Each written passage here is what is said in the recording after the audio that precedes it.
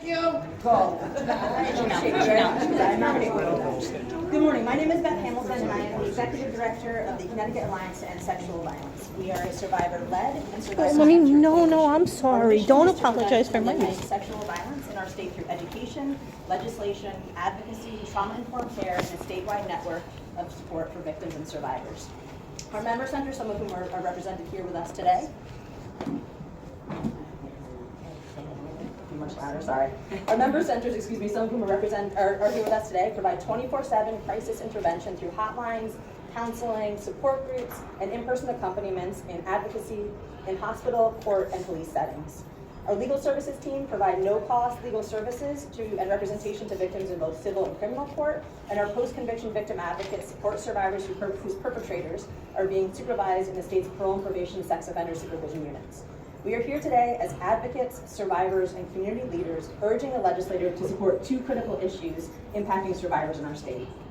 First, we are calling on the codification of Federal Prison Rape Elimination Act, or PREA, standards into state law here in Connecticut. For anyone looking for a picture of what is happening in our state's correctional institutions, I want to uplift this report, which we also have available, by the Disability Rights Connecticut organization. And what it really highlights is that there is an overwhelming and pervasive amount of sexual violence happening in our correctional institutions. This one focuses on York, but we know that this is happening across the state. And it also focuses on the challenges that survivors face when they want to address the sexual violence that they experience. After working with a small group of legislators, some of whom are standing with us today, we also, who are interested in addressing this, we also worked with Governor Lamont and his administration to partner on Senate Bill 89, an act uplifting the prison rape elimination standards. This legislation will codify PREA standards prior to recent federal rollbacks into state law, as well as increase access to services for incarcerated survivors, mandate independent oversight through the DOC ombuds, and increase transparency at all levels.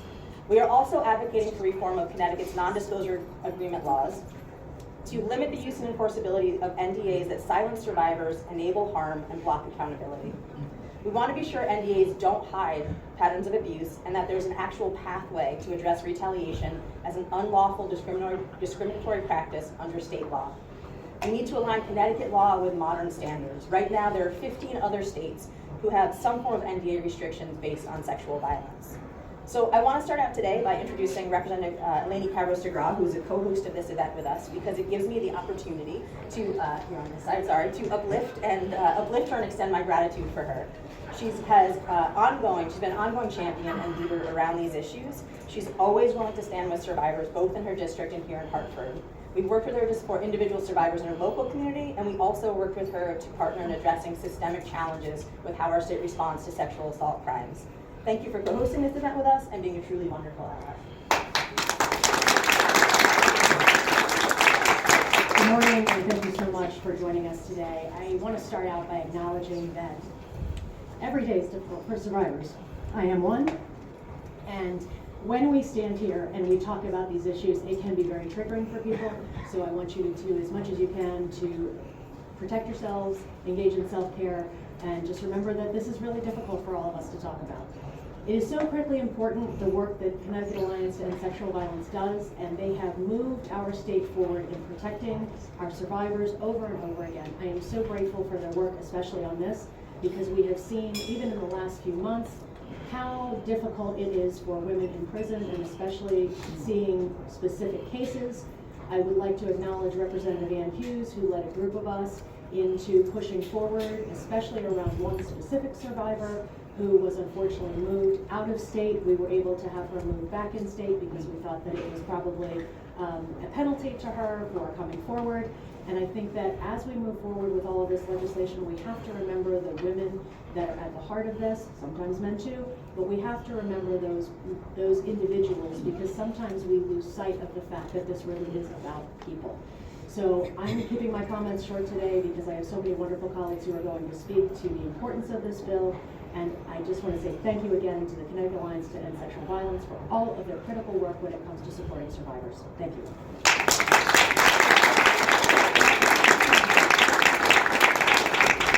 So nearly a decade decade after the resurgence of the Me Too movement, we are sitting here today and we still live in a culture that normalizes, dismisses, and enables the perpetration of sexual violence. As we continue to witness national conversations about sexual violence and survivors' rights to investigations and transparency, it's clear that sexual violence is both pervasive and that it flourishes in silence and complicity. The sad and uncomplicated truth, as Eleni just said, is that sexual violence is disturbingly common. But publicly identifying as a survivor continues to result in undue scrutiny, victim blaming, harassment, and retaliation for simply naming our abuse or our abusers. It is an incredibly brave and powerful act to speak one's truth in a forum like this so publicly, and we're fortunate today to have Alex Brown and Janelle Grant with us to do just that. These women are here to be a catalyst for change because they know all too well that survivors deserve better than what they get right now. We'll first hear from Ms. Brown, who is a Just Impacted survivor, advocate, and professional, and then we'll hear from Ms. Grant, whose NDA with WWE has impacted her ability to address sexual violence.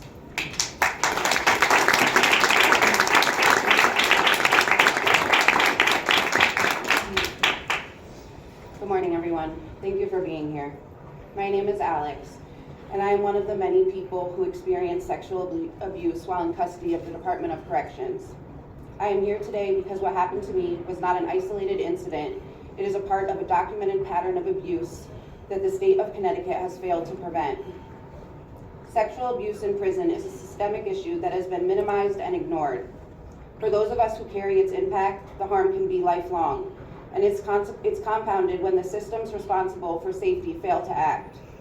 Addressing this issue requires more than acknowledgement. It requires structural change, enforceable accountability, and a real commitment to repair harm when it occurs. My experience is documented in the Disability Rights Connecticut investigation as Incident 6, Jane Doe number 4.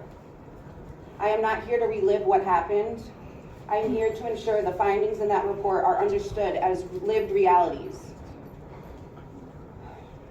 I am also here to affirm what the report makes clear. Women at York Correctional Institution are placed in harm's way by institutional failures.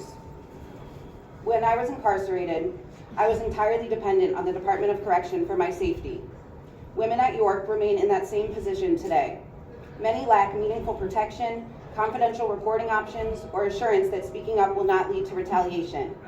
That fear is not irrational. It is grounded in how these systems operate. The Disability Rights Connecticut report confirms that this is not about one person. Over 4 years of investigation, it documents repeated sexual abuse by staff, ongoing failures in reporting and response, and a culture that allows misconduct to continue. When patterns persist across time and leadership, the issue is no longer individual behavior. It is institutional culture and oversight. Those incarcerated at York, particularly individuals with mental health disabilities, remain at heightened risk and are still not adequately protected. PREA was designed to prevent sexual abuse in custody, but in Connecticut, PREA standards are implemented primarily through administrative policy, not enforceable state law. That distinction matters. Without codification, protections remain inconsistent, under-resourced, and vulnerable to change. As a result, reporting can feel risky. Oversight remains closely tied to internal correctional processes. Accountability often depends on administrative discretion rather than statutory obligation. Codifying PREA would move protections from guidance to guarantee. It would establish clear reporting requirements, independent investigations, protection from retaliation, and enforceable compliance standards. However, there are areas in this bill that must be strengthened. First, the repeated use of the term inmate instead of person-first language undermines the dignity and conflicts with the trauma-informed principles PREA seeks to uphold. And this is a simple statutory correction. Second, while the bill references limits on cross-gender viewing and strip searching, it does not meaningfully restrict cross-gender supervision in housing units and other intimate settings. Research and documented investigations show that cross-gender supervision in women's facilities increase vulnerability due to extreme power imbalance inherent in incarceration. Third, the bill applies prospectively and does not address unresolved or previously reported sexual abuse. Without mechanisms to address documented patterns of harm, individuals who have already come forward remain without meaningful resolution. I am here today as someone who has lived this experience and who entered this work because I believe systems can do better. Incarceration carries consequences, but sexual abuse should never be one of them. The findings are documented, the patterns are clear. What is needed now is enforceable protection. Codifying PREA is not symbolic, it is necessary, and no one should have to wait decades to be believed, protected, or taken seriously. Beautiful. Thank you.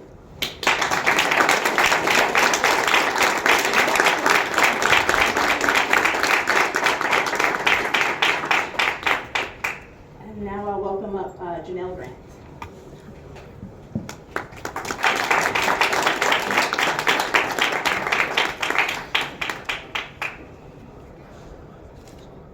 I was writing this on the way in the car.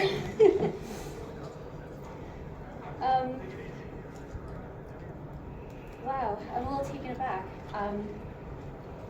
I really shouldn't be here.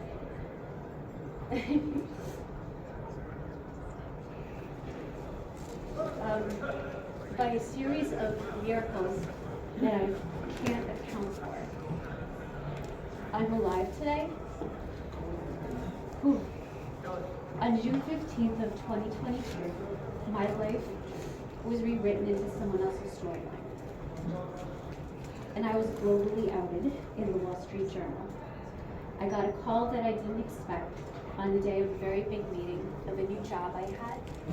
And it was in front of my bosses, and it was in front of a high-rise full of residents whose homes I was entrusted to protect.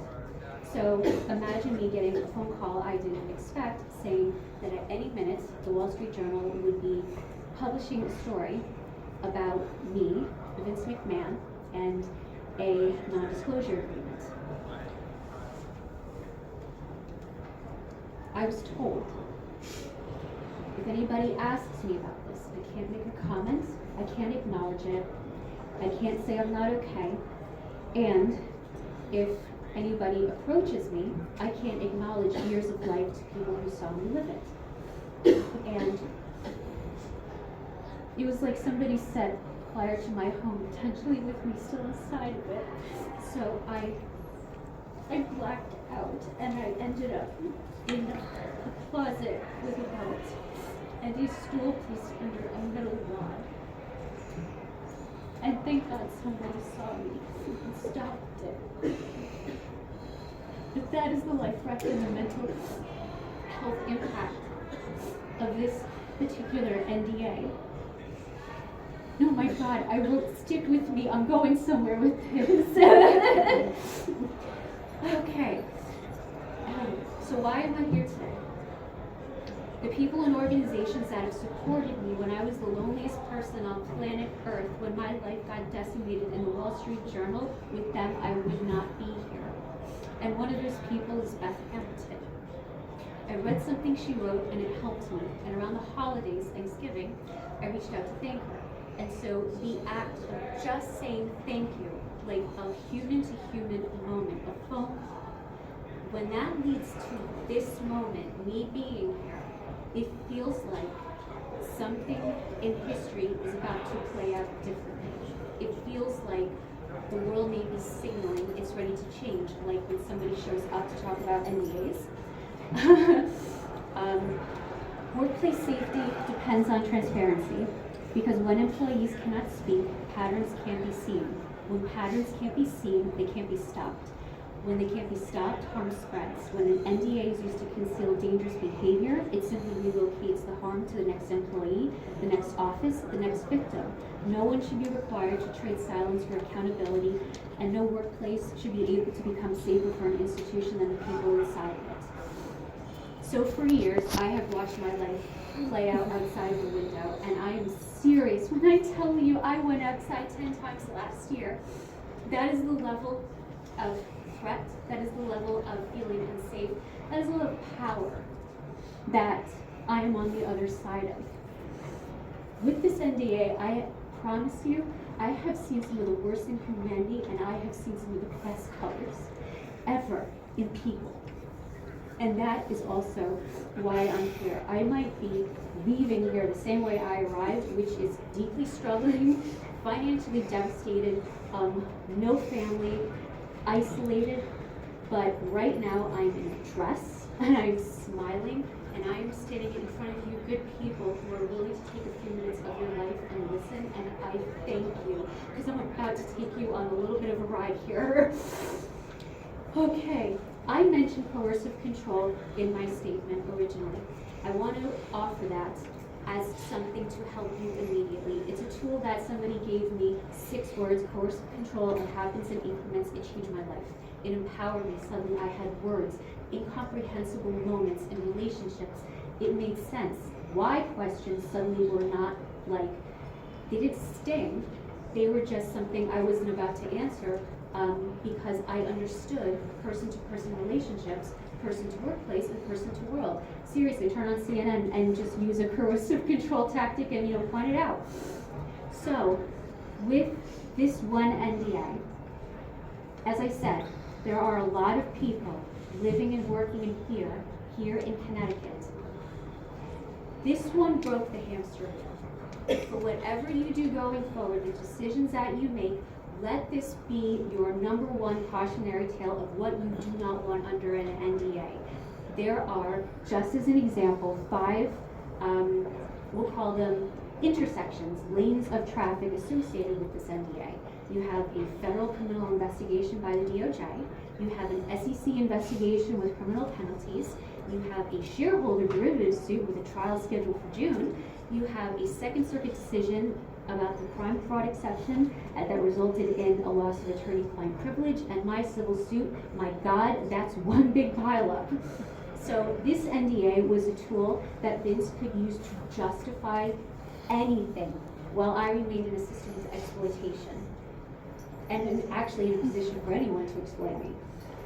So, in June 2022, Actions and Reactions told us a lot about who people are, what an environment is like, and whether we are safe.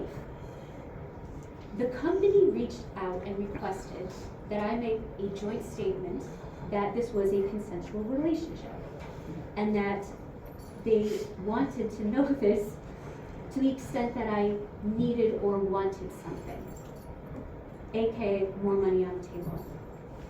I refused. And then in the second Wall Street Journal story in July, the company spokesperson said it for me, that it was consensual. So someone, a group maybe, behind my back, without my knowledge, without my input, made that decision for me. It's consensual, we say so, and surprised that decision on me via the company spokesperson in the Wall Street Journal. So leaving out one half of an experiencing party on a decision like that is not consent. The company publicly announced an investigation, and I was given permission to participate in it. That was not going to be considered a breach. They perceived that I somehow already breached, and that would have been the moment to tell me. Here's the part that I've been really waiting to say. That summer, I spent 6 figures to participate in this thing, their investigation, on new legal retainers and on medical care that saved my life. I preserved my evidence. I believed that somehow I would be interviewed for this investigation and get my life back and figured out what happened. Then the feds reached out ahead of speaking with me. I was onboarding a brand new legal team. So while our hair was on fire and getting everyone onboarded, we gave them my evidence and said, review this in advance.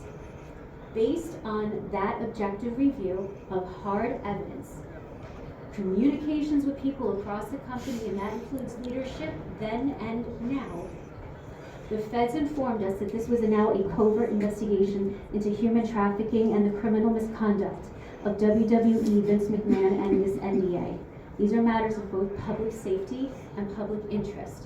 And if you want to know why this case, my federal civil lawsuit, is not an employment law case, that is because the feds requested that I say nothing, that this be covert, that they could do the work that they needed to do to investigate human trafficking and criminal misconduct.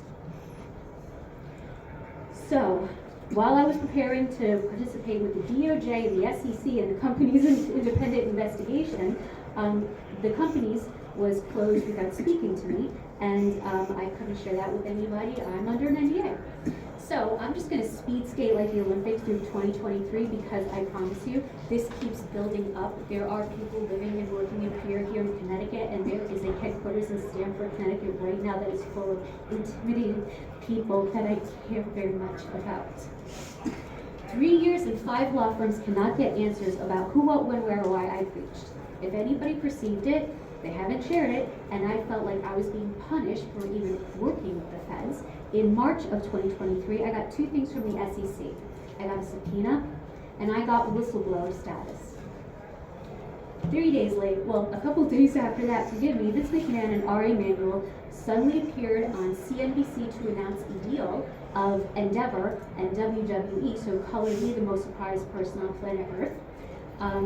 Then the FBI started to send me communications that I had been identified as a potential victim. I got those letters for 2.5 years. Then in July, because it can get better, a search warrant and a grand jury subpoena with my name in it and words like trafficking were served. Then, bigger, 2 more grand jury subpoenas were served on Jerry McDivitt and K&L Gates. Based on a ruling, it appears my name is in those subpoenas too.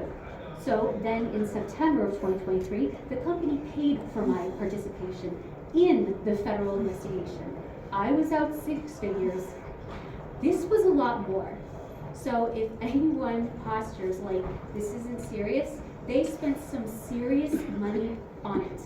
So I don't know how many more red flags you need, but going into 2024, when I filed my federal civil lawsuit at the last conceivable second, because I really didn't want to do this, I knew what I would be about to throw my life into, but I have been dragged in by this NDA into a federal investigation, the SEC, all the consequences, all the things that have happened that have made my life so small and isolated.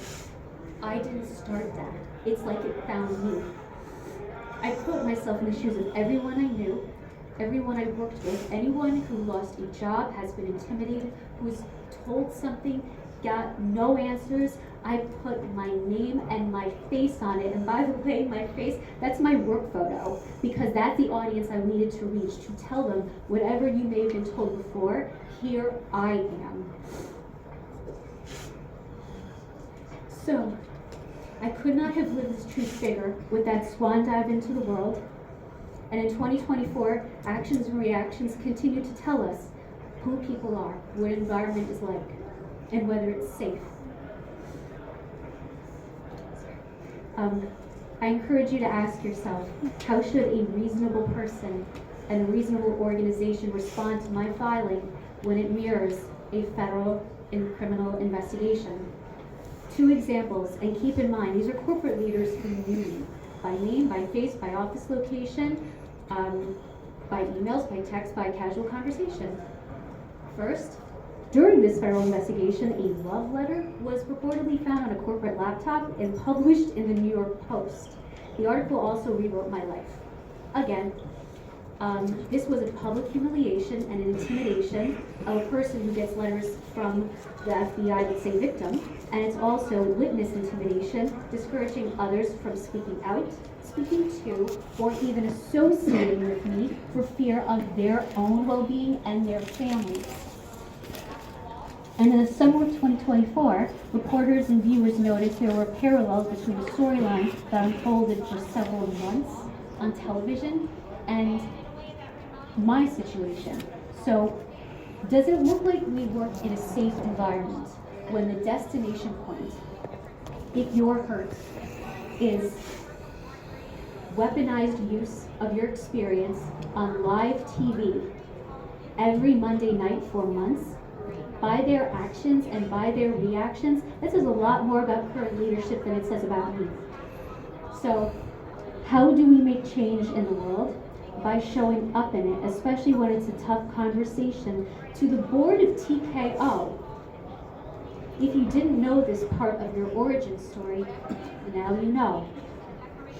I hope you will have conversations with us. I will hope you have conversations amongst yourselves, and I hope that you don't rely on old instincts with new insight.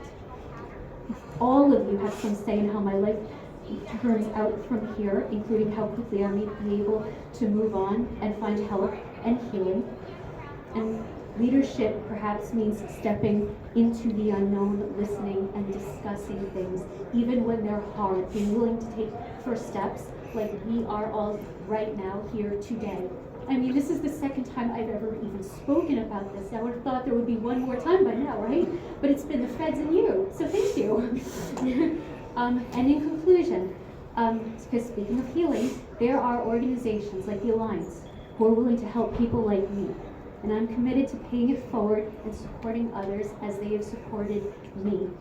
I hope this time has helped to enlighten and educate and empower you in service of clarity that lead to dignified and productive conversations that create solutions. And when the right people meet at the right time for the right reasons, mountains can move. We're already taking steps forward today. The people in this room, the people listening, and we're all working forward to evolve, to create something safer and break the cycles that have caused so much fear and so much hurt and so much loss and grief for far too long. On a positive note, I want to say thank you for your time. I look forward to speaking with you, and I look forward to working with you.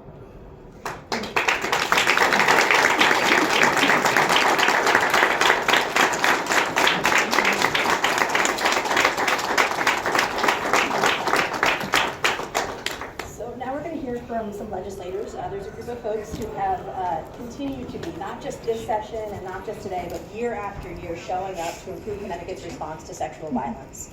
Senators Austin, Flexer, and Kushner, and Representative Blumenthal have all been working with advocates, survivors, and other stakeholders to develop meaningful policy solutions to increase access to the healing, justice, and support that survivors in Connecticut deserve. I also want to thank Representative Kennedy and Representative Hughes for standing with us today, as well as acknowledge the AFL-CIO, the ACLU, changing your name here, and the Connecticut Children's Alliance, who are here with us today also.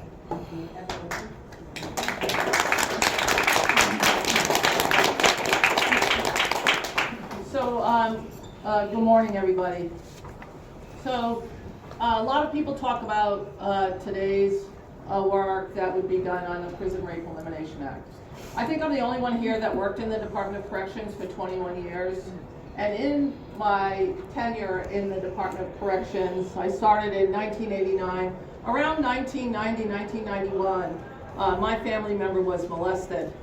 And I went on a 20-year, and I think it still continues today, with the dealings of what a young person in particular, is going through relative to sexual violence. And I had that person is so important to me, so very important to me. So I worked with a group called Citizens Helping Institute Legal Deterrence, because when I first started this work, it was not a felony to molest a child. It was not a felony to molest a child. It is now. It takes work, constant work. And while I was doing that work, as that person was going through a terrible, terrible change in their life. Terrible change in their life, because their life was no longer the same anymore. And it doesn't go back. I know that people think that if you get a little bit of therapy, it'll go back. But it just doesn't go back. And there are the secondary victims that happen within the confines of the families that are associated with that. So while I was working on that and working with people, and these are the kinds of stories we would hear, is 10-year-old girls saying, "Grandma, can I get pregnant? Can this happen to me? Why?" But at the same time, and I remember saying, I need to take a sick day, I have to go to court with this person. And they said, "No, you can't take time off. You have to be here. What happened, happened, get over it." And I was never going to get over it. I still, to this day, have not gotten over it. And I won't. There are people that tell me I should stop talking about it. And I don't often talk about it. But I was also working on a couple of things in the Department of Corrections, and I started working with part of that was working with a group of women and men who had been sexually abused in the Department of Corrections. And the Commission on Human Rights, after a couple of years of investigation, came with a report that said the Department of Corrections was guilty of pervasive sexual harassment. Now, it took a long time and a lot of work, a federal agreement that the department would do certain things. And Bev and I went through this, back then, and she's the first person I reached out to when I saw it was happening again. And you can tell it's gonna happen again. When your workers' compensation cases go up, when people are taking a lot of time off, when there are a lot of sexual harassment complaints made by staff. And so the Prison Rape Elimination Act is a piece that we can have codified to handle some of these situations. So the Prison Rape Elimination Act in many states incorporates if there are sexual harassment or sexual assaults complaints made by staff. And my goal is not to leave out that piece because it's an important component. It's a truly important component that we do. I often thought that this would be the end of my doing anything, that once that happened I would not have to come back and deal with this situation, but that's not the truth. I would tell you, don't let people pass FOI restrictions that don't allow transparency of any staff or any people, because that's important. When we don't have freedom of information, because when I was in the Department of Corrections as a new supervisor, by the way, I got transferred 21 times to 7 different institutions, shift to shift, slot to slot. I didn't have a weekend off for 5 years. And I kept moving forward. But I used the Freedom of Information Act to get the documents that I needed to prove what was going on. Please don't let that happen. That's why I speak out against over-restriction on some of the things necessary for young people to have. And I'm told, don't speak out because this is important to other people. But I can tell you that my life changed the day I found out my daughter was molested by a family member. Changed that day. And I will never forget how families get divided by emotion. And so I said, and I remember my daughter telling me one day, the person is really a nice person. We really should forgive him. I won't forgive or forget. I'm supposed to be a good Catholic. Says turn the other cheek.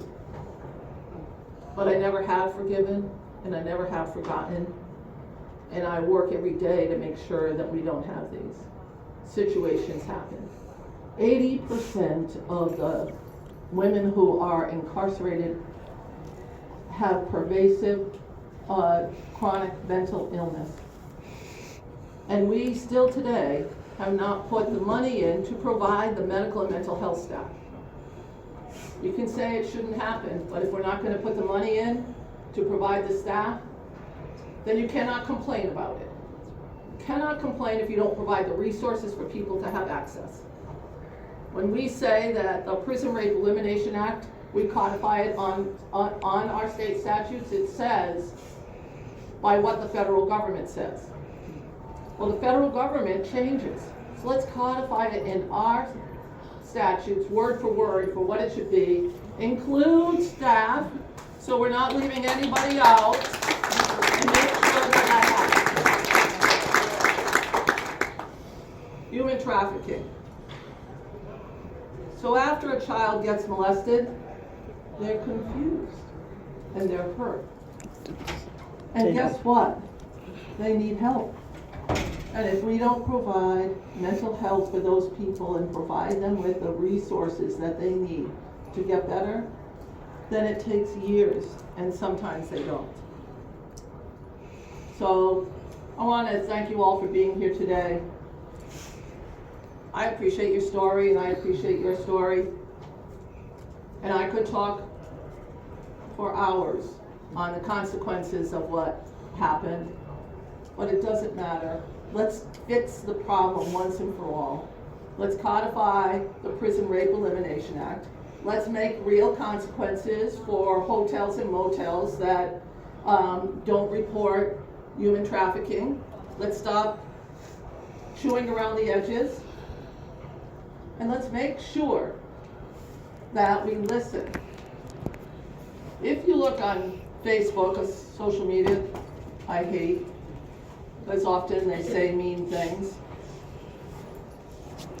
I watched people that know my whole history saying that the current thing that is going on with Jeffrey Epstein, the victims have been outed, the perpetrators have been shielded, and in the United States, those that have committed those actions are not held accountable. When I was talking to one of my friends on the way up today, they said at least the United Kingdom finally brought Prince Andrew into being arrested. Let's see if he gets convicted, but let's do the same thing here. Thank you.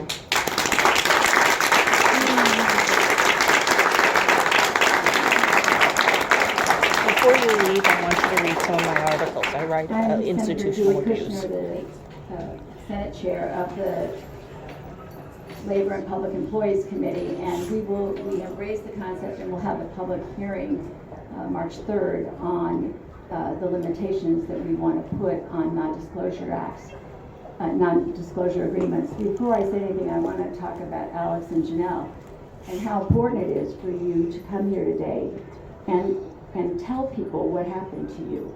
And the reason why it's really important is we throw around phrases and words like the imbalance of power in a work setting or in a prison. But those words really don't sink in until you think about Janelle and you see her and you hear her, what she's going through. And then you think about WWE and Vince McMahon and Linda McMahon, his wife, and all the power that they have and all the resources and all the money that they bring to bear on this situation. That's the real expression of imbalance of power. And without you telling that and showing us that, I think it gets glossed over. And the same is true in the prison situation that you talked about. So your being here today is what's the most important. What we have as a legislature is a responsibility to do something about it. And that is on us if we fail to do it. A number of years ago, before I even got here, there began something called the Me Too movement. And so many of us thought this was going to change the world, that after eons of oppression of women, of violence against women, that finally the world was going to do something about it. And now, 8 years later, I feel like we haven't done nearly enough. I see a friend here from Danbury, Ashley Dunn, who leads the Center for Empowerment and Education, and we have given some small resources to help you do the good work that you do to help women and men who have faced sexual assault, sexual violence.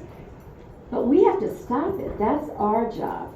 And what we can do, and what will lead to stopping it, that we're working on in the Labor Committee, is to void non-disclosure agreements so that no longer can victims be silenced. No longer can survivors feel like they have nowhere to go. And this is critically important because, as Janelle said, if we don't do this, the people who are committing these crimes against women will continue to commit them, and nothing stops them from doing that. So there's no question that this is a critical piece of legislation this year, and that this is the year we need to get this done. I do want to point out that I'm new at this. I've only been here 8 years. There have been people who have been here much longer working on these issues, and I really want to applaud my colleague, Senator May Flexer, who brought this issue to me, who has been working on this for a very long time. And I appreciate you so much, because I would not have had the knowledge, the ability to bring this forward without you and without these incredibly courageous women. So I want to thank you.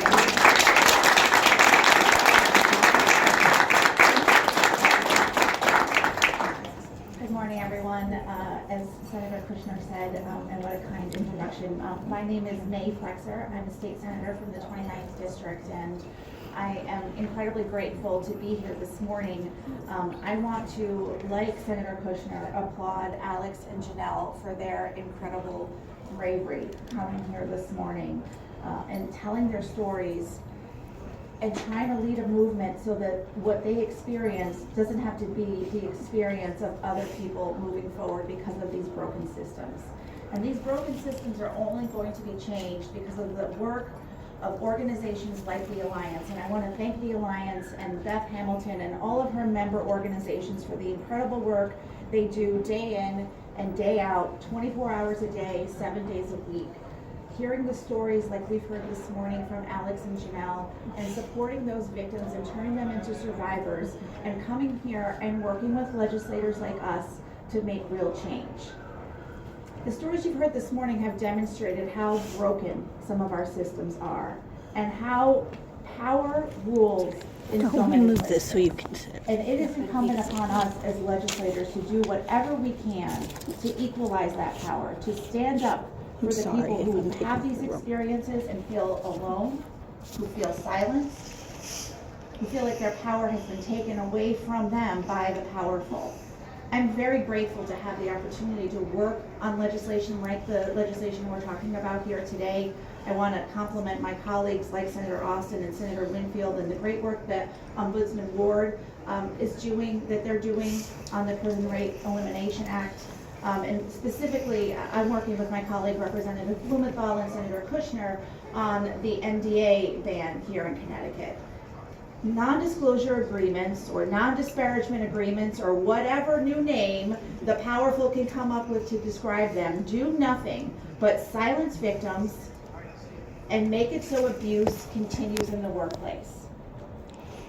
We need to lead the way here in Connecticut. We have been introducing this bill year after year, and unfortunately, we've had trouble getting it passed. But seeing the incredible crowd here today, perhaps we're going to have a change. Perhaps hearing the stories of victims is going to change things. Perhaps recognizing how the power dynamic in this country has changed, frankly,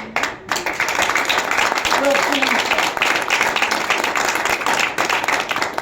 When Janelle was first talking to the Department of Justice, it was an actual department focused on justice. Now we have what has unfortunately become, at least at the top, not the people on the ground, they are bravely trying to preserve that mission of justice, but the people at the top are certainly corrupt and in the pockets of the powerful. So if there isn't a moment for the state of Connecticut to stand up and change its laws and to make sure that the powerful will be held accountable and victims will not be silenced, it is now. Thank you.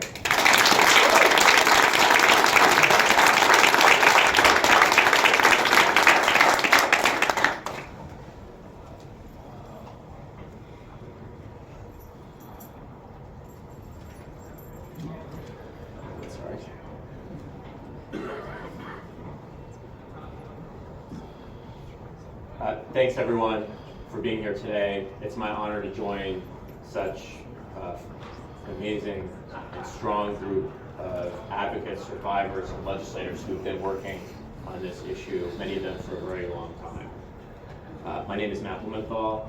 I have the honor of co-chairing the Government Administration and Elections Committee with Senator Flexer, and working with her and Senator Kushner and many others on the non-disclosure agreements bill that we've been working on for several years now. The law in its majestic equality forbids the rich as well as the poor to sleep under bridges, to beg in the streets, and to steal bread. Anatole France said that in 1894, but its tragic irony still persists today. today, the law is very majestic indeed and allows victims and survivors of harassment, discrimination, assault, and abuse, just like their perpetrators, just like the employers who may have protected those perpetrators in those environments, to sign legally binding agreements that use state power to silence victims and survivors, to steal their stories, to prevent them from telling their truth, and to prevent them from telling the truth about the situations that led to their survivorship, and protect others. Almost half of American workers today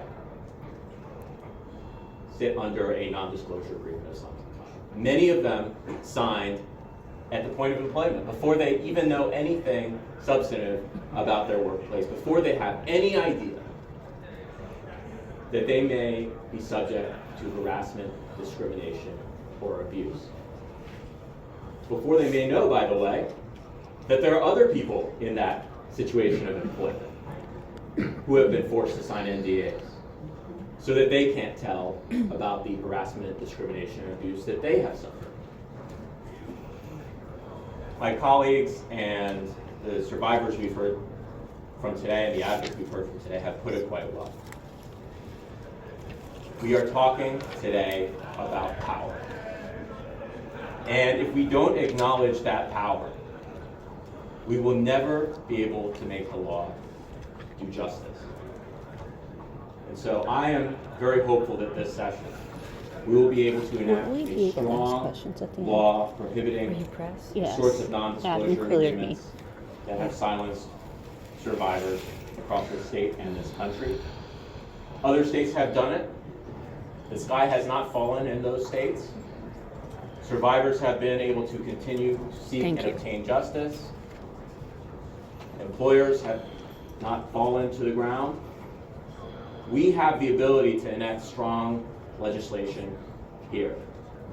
And I will just say that I've had the honor in my private practice as a lawyer to represent victims of negligence, misconduct, and abuse of others. And there are powerful incentives not only for perpetrators or their employers to silence and quiet these stories, but even in the context of litigation, there are powerful incentives for the lawyers for plaintiffs to accept non-disclosure agreements when they come with valuable consideration. So it's time for us to end these conspiracies of silence. And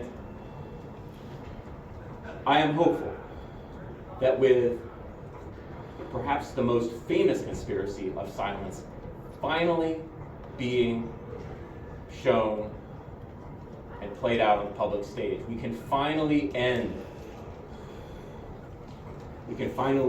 acknowledge the way that power can corrupt, the way that power can silence, and the way that the power of the law needs to be engaged to end that. Thank you.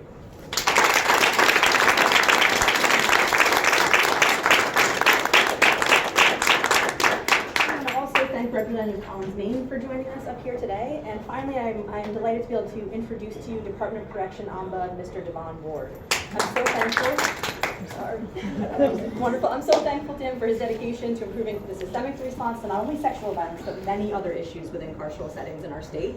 And I know that his involvement, specifically through the oversight related to PREA standards that we are trying to codify, will not only improve those systemic responses, but he will be able to prioritize the prevention of sexual violence within DOC settings.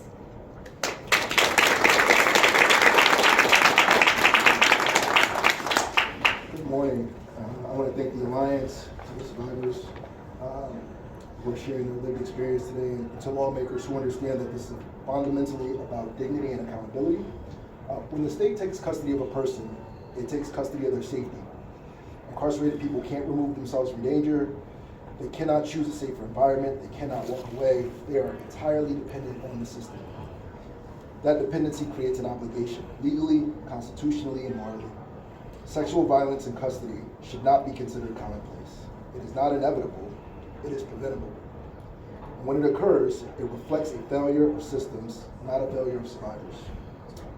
The Prison Rape Elimination Act was passed unanimously because the country recognized that zero tolerance must mean something. But the standards that exist in policy are vulnerable. Enforcement that depends on federal politics is unstable. We are seeing nationally how quickly funding and protections can be weakened or paused. And that's why Connecticut must act. Codifying PREA into state law through the passage of SB 89 ensures these protections are enforceable, consistent, and durable. It transforms PREA from guidance into rights. It strengthens reporting pathways. It reinforces independent oversight. And it makes clear that protection from sexual abuse is not discretionary. Public trust in our correctional institutions depends on transparency and accountability, but more importantly, the safety and dignity of people inside those institutions depend on it. Safety does not stop at the prison gates, and neither should the rule of law. Thank you.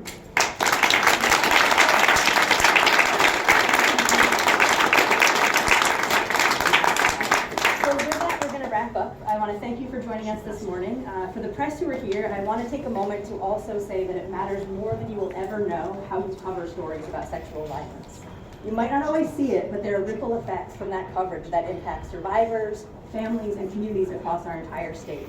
So thank you for your presence here today, and thank you for your thoughtfulness around approaching your coverage of this issue. With that, we will offer time for any questions. However, I want to note that Ms. Grant will not be taking questions from press this morning. Two questions. If anybody wants to speak to just a little bit more detail, how codifying PREA into state law what new avenues it opens up for enforcement? Sure. I can start by saying, and then please obviously jump in and join me. So I think what is the challenge with a lot of federal legislation is that it becomes very difficult for survivors within the state then to have recourse when that happens. The other thing that we saw in December is the current federal administration rolled back the LGBTQI protections for incarcerated survivors that were passed during the Obama era administration and signaled that they are likely to further roll back other PREA standards. So we know that codifying it is going to be really powerful to ensure that as those things continue to happen at the federal level, we are not vulnerable to that here in Connecticut. A couple of other things that are important to note around it is that in addition to codifying how PREA looked, I think the date is January of 2024, in the SB 89, it also includes things like that oversight that Mr. Ward was talking about, and so his office can get the reports of sexual violence and can look at those and investigate them.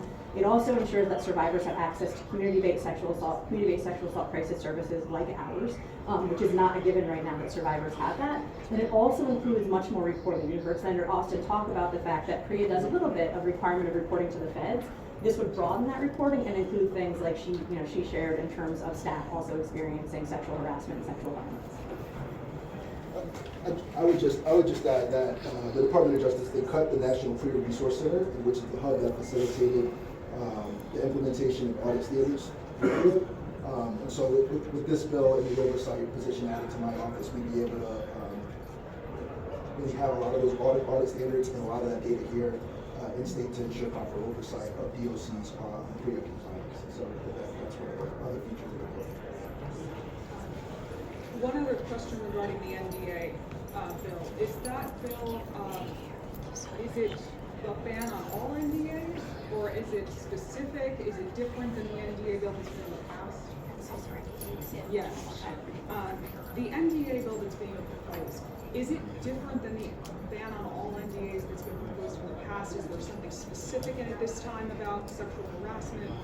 We're looking to do the full workplace discrimination ban, so that there will be no use of non-disparagement agreements, non-discrimination, whatever name you want to call it, for all forms of workplace discrimination. There have been people who've opposed our bills in the past who have suggested if we narrowly tailored it just to sexual harassment, then perhaps it could garner their support. I personally think that all workplace discrimination thrives in silence, and I think Connecticut should be a leader in our country, not a follower, not have a weaker law than they have in other states, and so we need to ban this practice for all forms of workplace discrimination. While sexual violence and sexual harassment can be particularly damaging, those other kinds of workplace discrimination, whether they be based in race or or other ways are really damaging to people as well, and Connecticut should ban the use of NDAs for all types of workplace discrimination. So it's not a blanket ban on NDAs, just in the case of workplace discrimination? That's right, right.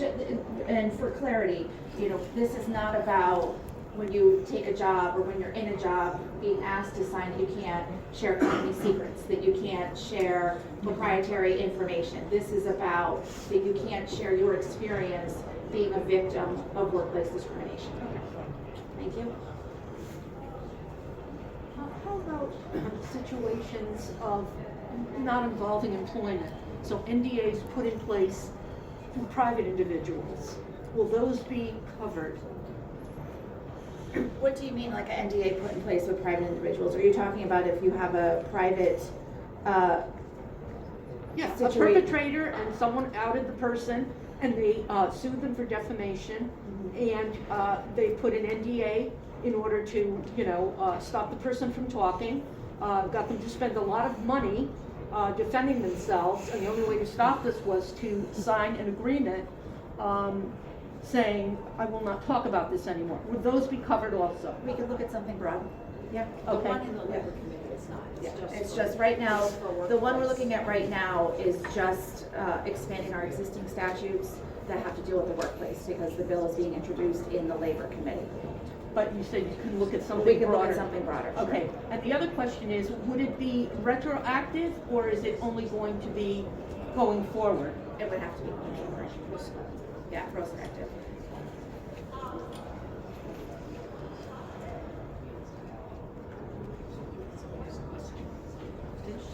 I like that. Press, right? Yeah, I am.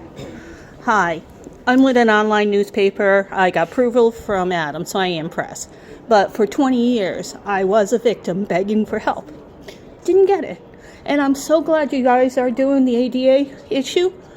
But my question is, with institutional abuse, and there's another form of silencing within children who are being raped and being abused, which is through DCF, and how the courts are using DCF to silence victims.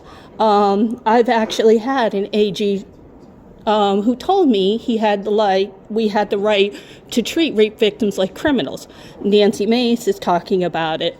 Jay No More talked about it. And when the permanent status of women was in effect, I had a bill, which was to deal with secondary re-victimization of women who are raped. Because once you disclose, you have the retaliation, you are sued, you have them signing ADAs, or you have tons and tons of court documents that you're told if you show them to anybody, you will go to jail, even though they say your rape is real, we have the right to treat you like a criminal.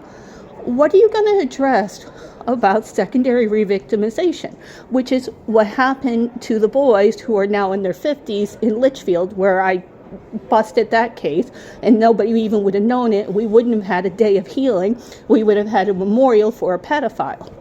I'm asking for you guys to recognize institutions who protect themselves by covering up what they do, by demonizing rape victims. And this is not a Democrat or a leftist thing, because one of the very first rape victims who never sought justice, who has had her name slandered for since 1940, is Ellie. And Ellie said it, if you have the means and the money and the backing to put a smart person in front of the perpetrator, they're going to disgrace and discriminate and tear apart that victim.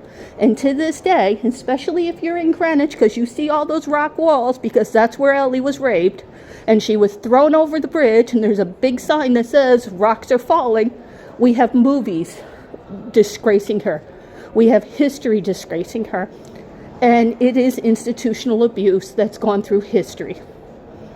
And I'm wondering, are we going to take it one farther? Because I agree, I did the article about the woman who got raped. I was one of the first ones who did it. Told how we disregarded rape laws and treated her like she was nothing but property, and I'm so proud of you. I'm so proud of you for standing up into something horrible, because I know what media attacks you. But my question is, are we going to do this political? All right? Are we actually going to take a stand to secondary re-victimization of rape victims, where we have these women who are silenced, where there's generations to generations of victims? Because the kids in Litchfield were in their 50s. They didn't get, I was the one who documented it, where the institutions would have continued to keep it up. Are you willing to address it? Thank you. We'll talk after. No, because we've talked many times. So is it going to be Doesn't sound like politics, or is it going to be an actual institutional change? I'm also not sure necessarily how to answer this sort of decision directly. Well, here's the thing is, Jeffrey Listine, we were fighting him for 15 years and was told it was conspiracy. It would have never hit anything if it wasn't for he was connected to Trump. Let's say all institutions that abuse rape victims, can we open it up? All ADAs, can we, NDAs, open them up? The two pieces of legislation we're addressing today are very specific to the codification of PREA and amending our state's NDA legislation. But I would say that I think you are in good company for folks who want to address and hold accountable folks who create and cause harm, those systems especially, right, and all those folks who are complicit in it. I would love to have a conversation with you kind of offline. I'm not sure how to answer your exact question. It's the problem is we've had these conversations offline, you silence us, and then we get 2 more victims. This has been going on for 30 years. I mean, you have Safe Haven right here authoring, and she hid skull fractures on a baby just so they can protect institutional re-victimization of rape victims. And you guys stand up here on the high morals because you only care about one side of the politics when it's been on 2 sides. And Ellie's words are there, which has been from 1940s. I certainly appreciate you being here today and all of your perspectives. And again, we'd love to talk more. I've not spoken with you previously, so I appreciate it. I was at the last meeting 2 weeks ago at the hearing. Thank you, everybody, for your time.